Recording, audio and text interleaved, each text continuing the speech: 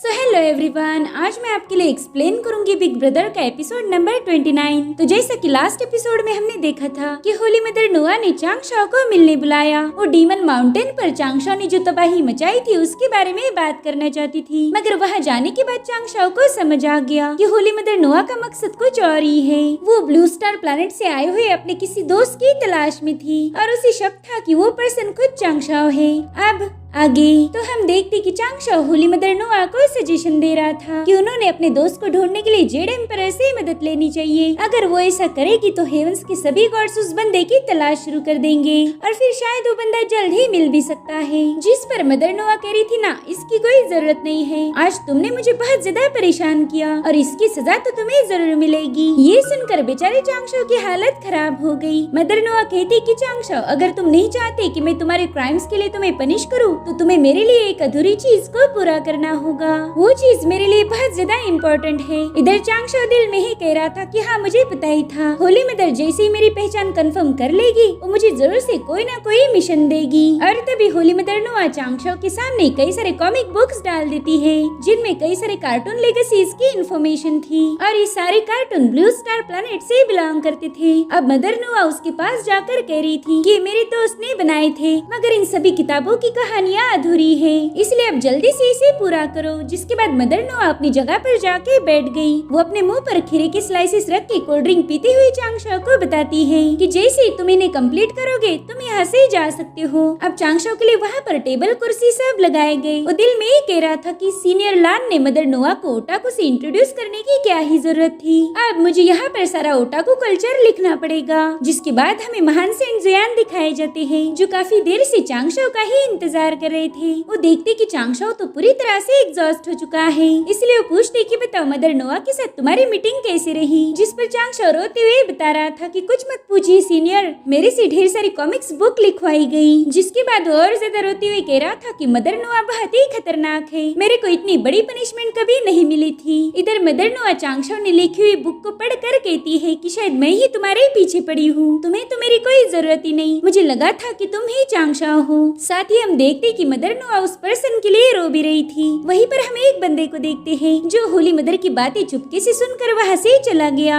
इधर चांगशाओ भी उसी बंदे को ढूंढने में लग जाता है। वो कह रहा था कि सबसे पहले होली मदर नोआ ने ह्यूमन रेस को क्रिएट किया, उसके बाद ही वो टाओइस्ट एंसेस्टर की डिसाइपल बन गई। उस वक्त मदर नोआ चारों सेंट और डाओ ऑफ हेवन यानी कि होंगजुन के साथ काफी ज्यादा क्लोज थी। कहीं इन्हीं लोगों में से एक उनका दोस्त तो नहीं होगा। अगर मैं टाओइज्म की तीनों सेंट्स की बात करूँ तो सेंट टाइचिंग ही मुझे वो बंदा लगता है, वही मदर नोआ के दोस्त होंगे। और फिर किसी खास रीजन के चलते उन्होंने अपना रूप बदल कर वो सेंट टाइचिंग बन गए। सेंट टाइचिंग को फ्यूचर के बारे में सब कुछ पता था, जैसे कि कांग पेंग का अटैक, गॉड्स की कैटास्ट्रोफी और जर्नी टू द वेस्ट। ये सारे इंसिडेंट होने से पहले ही उन्होंने मुझे इसके बारे में बताया था। इतना ही नहीं, उन्होंने मेरे माइंड में शानहुआंग पगोडा और टाइची डायग्राम डाल दी जो मुझे प्रोटेक्ट तो करती है मगर मुझ पे नजर भी रखती है। कहीं ऐसा तो नहीं कि वो पहले ही समझ गए थे कि मैं इस दुनिया से हुई नहीं। जब उन्होंने मुझे पहली बार मिलने बुलाया तब शायद वो मेरी ब्लू स्टार की मेमोरीज को यूज करना चाहते थे, लेकिन मैं दावे के साथ नहीं कह सकता कि सेंट टाइचिंग ही वो शख्स है। जिसके बाद वो डाओ ऑफ हेवन के बारे में सोचने लगता है। वो कह रहा था कि Dao of Heaven Hongjun mother Nuwa के टीचर है। मेरे ख्याल से ये भी मदर नोआ का वो खोया हुआ दोस्त हो सकते हैं। शायद डाओ ऑफ हेवन ने ह्यूमंस को क्रिएट करने में होली मदर नोआ की मदद की होगी। साथ ही वो लोया को भी फेवर करते हैं। पिछली बार हम लोया को खत्म करना चाहते थे मगर डाओ ऑफ हेवन ने वहाँ आकर उसे बचा लिया, जबकि सारी गलती तो लोया की थी। मुझे तो लगता है कि डाओ ऑफ हेवन भी मेरी पहचान जानना चाहते थे, इसीलिए उन्होंने होली मदर नोआ की मदद से ये काम करवाया। अगर मैंने जो भी सोचा वो बात सच है तो फिर डाओ ऑफ हेवन ही सीनियर लान होगा।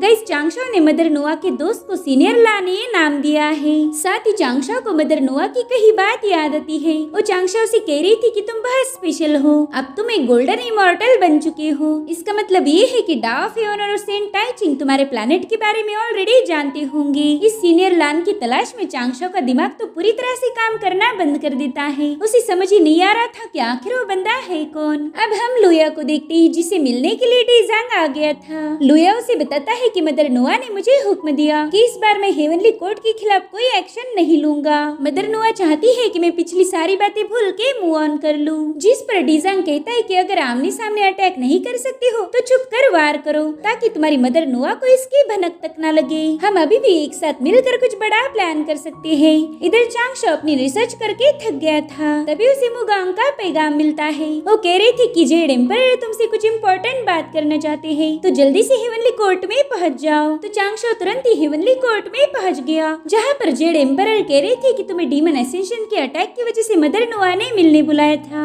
मेरे ख्याल से तुम्हें जो भी परेशानियाँ हुई उसमें मैं भी भागीदार हूँ। जिस पर चांगशो बता रहा था कि मदर नुआ ने मुझे कोई पनिशमेंट नहीं दी, उल्टा वो तो मुझे आगे बढ़ने के लिए इंकरेज कर रही थी। जिस पर एम्परर कहते कि अब लुया मदर नुआ के पैलेस में है, वो चाहकर भी हमारे हेवन पर हमला नहीं कर सकता, इसलिए मैं भी मेरी पनिशमेंट के लिए यहाँ से जा सकता हूँ। ये सुनकर चांगशो डर गया। वो कह रहा था कि हम अभी भी हेवन को ऐसे ही नहीं छोड़ सकते। मुझे उस लुया पर बिल्कुल भी भरोसा नहीं है, वो कभी भी हम पर अटैक कर सकता है। खैर मैं आपसे ये पूछना चाहता था कि आपके जाने के बाद यहाँ का काम कौन संभालेगा। जिस पर जेड एम्परर कह रहे थे कि मैं अपनी स्पिरिट क्वीन मदर के पास छोड़ के पनिशमेंट के लिए चला जाऊंगा। मेरे एब्सेंस में क्वीन मदर ही हेवन के सभी मैटर्स को हैंडल करेगी, इसीलिए चांगशो और मुगांग तुम दोनों भी क्वीन को सपोर्ट करना। साथ ही मेरी बेटी लोंगजी को भी बुद्धिज्म के बारे में कुछ सिखा देना। मेरे आने तक ये भी बहुत समझदार बन जाएगी। मैंने यहाँ पर हेवनली मैजिक वेपन भी रख दिया है। अगर हेवन पर कोई भी मुसीबत आन पड़ी तो क्वीन उसे यूज करके हेवन को प्रोटेक्ट करेगी। तभी क्वीन मदर कह रही थी कि मैं वाटर गॉड के साथ अंडरवर्ल्ड में जाना चाहती हूँ। वहाँ का 6th पाथ रीइंकार्नेशन में काफी दिनों से एक्सप्लोर करना चाहती थी, तो इस बहाने वो काम भी हो जाएगा।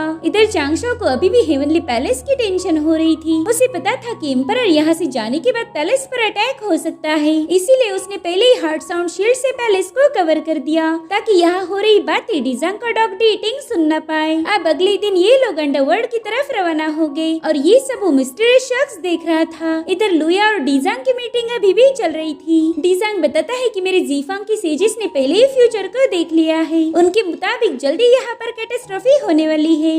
डीमंस और इमॉर्टल्स की जंग होगी। इतना ही नहीं, हमारे सेंट्स को भी ये पता चल गया था कि चांगशो अपनी पेपरमैन की मदद से आपके डीमन को खत्म करेगा, मगर ये बात उन्हें काफी देरी से पता चली, इसलिए वो आपकी मदद नहीं कर पाए। तो अब वही गलती सुधारने के लिए मैं यहाँ आया हूँ। ये सुनकर लुया हंसते हुए कह रहा था कि अच्छा, तो तुम गलती सुधारने आए हो, जरा बताओगे कि तुम ये कैसे करने वाले हो। तो डीजांग उसे अपनी नई प्लानिंग बताने लगता है। वो कह रहा था कि इस दुनिया में जितनी भी लिविंग बींग्स है, उनकी सोल को रीइंकार्नेशन के लिए 6th realm ऑफ रीइंकार्नेशन में भेजा जाता है। वहाँ पर रीइंकार्नेशन की डिस्क है और उस डिस्क से कोई भी नहीं बच सकता। अभी अभी जेड एम्परर अपनी सोल निकाल कर वो पनिशमेंट के लिए जा चुका है। उसकी सोल को भी उसी रीइंकार्नेशन गेट के पास लाया जाएगा। अगर हम उसकी सोल को रीइंकार्नेट होने से पहले ही डिस्ट्रॉय कर दें तो कभी वापस नहीं आ सकता। ये सुनकर लुया कह रहा था अच्छा, तो इस बार तुम 6th पाथ ऑफ रीइंकार्नेशन को टारगेट बनाना चाहते हो। जिस पर डीजांग कहता है हाँ, ये हमारे लिए बहुत अच्छा मौका है, लेकिन इस रीइंकार्नेशन डिस्क को करप्ट करने के लिए सी ब्लड फ्लावर की जरूरत होगी,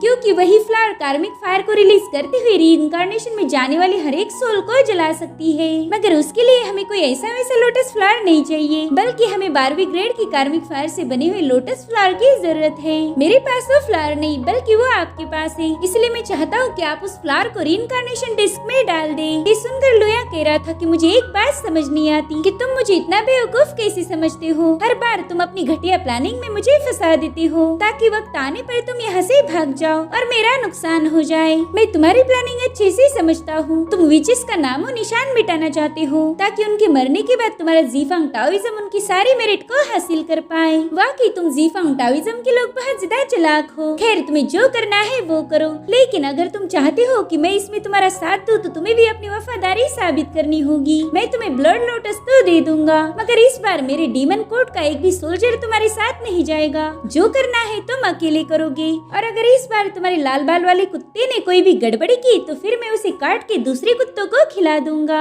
लुया का गुस्सा देखकर तो डीटिंग काफी ज्यादा डर गया था। इधर डीजांग को वो लोटस मिल गया, इसलिए वो दोबारा से अपना काम शुरू कर देता है। वो 6th पाथ रीइंकार्नेशन के पास पहुंच चुका था। डीटिंग कहता है कि उस लुया ने मुझे धमकी दी कि वो मुझे काट देगा, इसलिए इस बार हमारा प्लान बिल्कुल भी फेल नहीं होना चाहिए। जिस पर डीजांग कह रहा था कि लुया काफी ज्यादा स्मार्ट है, उसे पता चल चुका है कि मैं मेरे एक और प्लान पर काम कर रहा हूँ, मगर उसे ये ठीक से पता नहीं कि मेरा वो दूसरा प्लान क्या कयामत लेके आएगा। जिसके बाद उस लोटस फ्लावर को रीइंकार्नेशन डिस्क में डाल देता है। थोड़ी देर में वो डिस्क पूरी तरह से कार्मिक फायर से फील हो गई थी। अब डीजांग के वहाँ से जाने के बाद चांगशो क्वीन मदर के साथ वहाँ पर पहुँच गया। क्वीन मदर के पास जेड एम्परर की सोल थी। थी। वो विचेस की जज से कह रही थी कि सोल की वर्डिक्ट सुनाए, तो उस बंदे ने तुरंत एक बुक को ओपन कर लिया। इसे book of life and death भी कहा जाता है। उस बुक में प्रिमोर्डियल दुनिया की हर एक लिविंग बीइंग की जन्म से लेकर मौत तक सारे रिकॉर्ड्स थे। सबके पाप और पुण्य का हिसाब सारा उस किताब में था।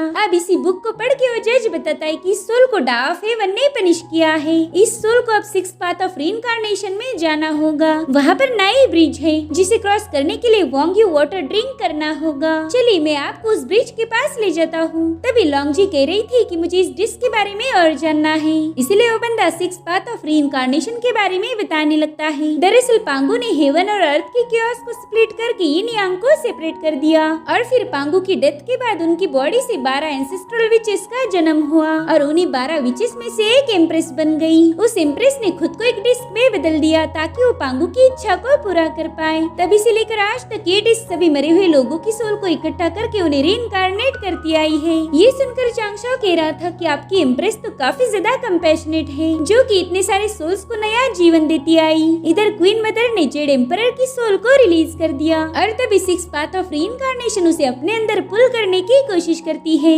मगर रीइंकार्नेशन डिस्क ने उस सोल को एक्सेप्ट नहीं किया। ये देखकर क्वीन मदर काफी ज्यादा भड़क गई थी और उनका गुस्सा देखकर तो उनिमा और उमा भी डर गए थे। जी लॉन्ग को भी समझ नहीं आ रहा था कि आखिर रीइंकार्नेशन पाथ उसके फादर की सोल को एक्सेप्ट क्यों नहीं कर रही। वो जज भी डरते हुए अपने बुक को पढ़ते हुए कह रहा था कि यहाँ पर जरूर कोई गड़बड़ है। दरअसल वो डिस्क जानबूझकर एम्परर की सोल को एक्सेप्ट नहीं कर रही थी, क्योंकि उस डिस्क को अंदर से ब्लड लोटस की कार्मिक फायर ने पूरी तरह से करप्ट किया था। अगर एम्परर की सोल वहाँ गई तो डिस्ट्रॉय हो जाएगी। तभी चांगशाओ देखता है कि उस रीइंकार्नेशन पाथ को कोई और ही एम्प्रेस हैंडल कर रही है। उसने सीधा क्वीन मदर पर अटैक कर दिया तो चांगशाओ तुरंत ही उन्हें बचाने के लिए भागने लगता है, मगर एम्प्रेस की पावर ने उसे दूर पुश कर दिया, जिसके बाद वो अपनी पावर से क्वीन मदर को जकड़ना शुरू कर देती है। क्वीन मदर उसका कुछ कर पाए इससे पहले उसने उसकी सोल को बाहर खींच लिया। इस तरह से रीइंकार्नेशन डिस्क ने जेड एम्परर के साथ साथ उनकी वाइफ की सोल को भी हड़प लिया। इसलिए चांगशाओ अपनी हेवनली चेन्स का यूज करके उस डिस्क को ब्रेक करना चाहता था, मगर वो भी इसमें फेल हो जाता है।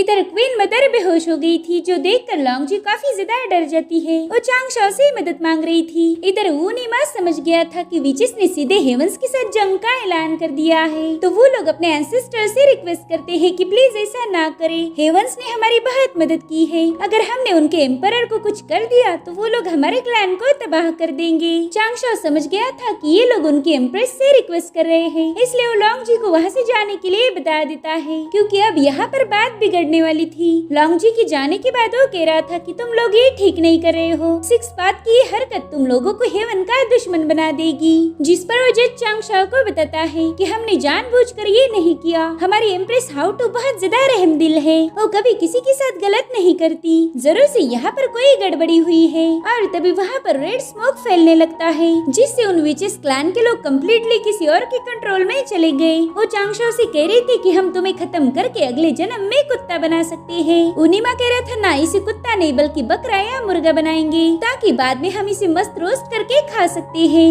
और ये सब इमेजिन करके ही उनके मुंह में पानी आ रहा था। चांगशाओ तो उनका बदला हुआ मिजाज देखकर ही समझ गया कि ये तो किसी और के ही कंट्रोल में जा चुके हैं, नहीं तो उनिमा कभी उसके साथ ऐसी बात नहीं करता। अब वो लोग चांगशाओ की तरफ अटैक करने के लिए आगे बढ़ रहे थे, तो चांगशाओ तुरंत ही पगोड़ा को समन करके खुद को प्रोटेक्ट करने लगता है। चांगशाओ तो उस रेड स्मोक को समझ भी नहीं पा रहा था, क्योंकि ना ही उस स्मोक में कोई मैजिकल पावर थी और ना ही कोई एनर्जी थी, और अब तो रेड स्मोक उसकी पगोड़ा में भी जा चुकी थी। तो चांगशाओ उसे बचने के लिए कोशिश करने लगता है, लेकिन उसे काफी ज्यादा तकलीफ हो रही थी। अब चांगशाओ को अचानक से पुरानी सारी बातें याद आने लगती है, लेकिन उसके सामने बस निगेटिव चीजें ही शो हो रही थी। तो अब चांगशाओ तुरंत ही अपने माइंड को शांत करने के लिए कल्टीवेशन में बैठ जाता है। थोड़ी देर में उसने रेड स्मोक के असर को कम करते हुए खुद को कंट्रोल कर लिया, और तभी वहाँ पर विचेस की एम्प्रेस पहुँच गई। विचेस उसके सामने नील कर रहे थे और चांगशाओ बस उसका मुंह देखता है। उसे कभी लगा नहीं था कि वो इस एम्प्रेस को देख पाएगा। अब हाउटू चांगशाओ से कह रही थी कि तुमने मेरे सामने घुटने टेकने चाहिए थे, जिसके बाद वो गुस्से में चांगशाओ की तरफ आगे बढ़ती है। इधर चांगशाओ डर के मारे ही उसे ग्रीट कर रहा था, जिस पर वो कहती ना अब तो देर हो चुकी है, और फिर उसने चांगशाओ पर अटैक करना शुरू कर दिया। चांगशाओ को तो ये समझ नहीं आ रहा था कि वो हर बार एक नई मुसीबत में क्यों फंसता रहता है। तब तक विचेस विचेस क्लैन के लोग भी चांगशाओ को डीमन बोलकर उस पर हमला करने के लिए आगे बढ़ते हैं। इनफैक्ट पूरा का पूरा विच क्लैन ही अजीब सी हरकतें कर रहा था। वो मरे हुए लोगों की सोल को डिस्ट्रॉय करना चाहते थे। चांगशाओ सोचता है कि अगर ऐसा ही चलता रहा तो 6th path reincarnation disc brake हो जाएगी और उसके साथ साथ मेरे जेड एम्परर और क्वीन मदर की सोल भी तबाह हो सकती है। इसीलिए वो एम्प्रेस से कहने लगता है कि आपको लाइफ एंड डेथ बुक को देख लेना चाहिए। आप किसी भी सोल को ऐसे ही पनिश नहीं कर सकती। मगर वह चांगशाओ की कौन ही सुनने वाला था। अब उसने ढेर सारे टैलिस्मान क्रिएट करके अपने आसपास एक पावरफुल शील्ड बना ली। वो उनसे कहता है कि तुम लोग जो भी कर रहे हो वो हेवन लॉस के अगेंस्ट है। विचेस क्लैन को इसका नुकसान उठाना होगा। ये सुनकर उन सभी विचेस ने चांगशाओ पर अटैक करने के लिए दौड़ लगा दी और इसी के साथ ये एपिसोड यहीं पर एंड हो जाता है। Thank you so much for watching. Bye bye, take care.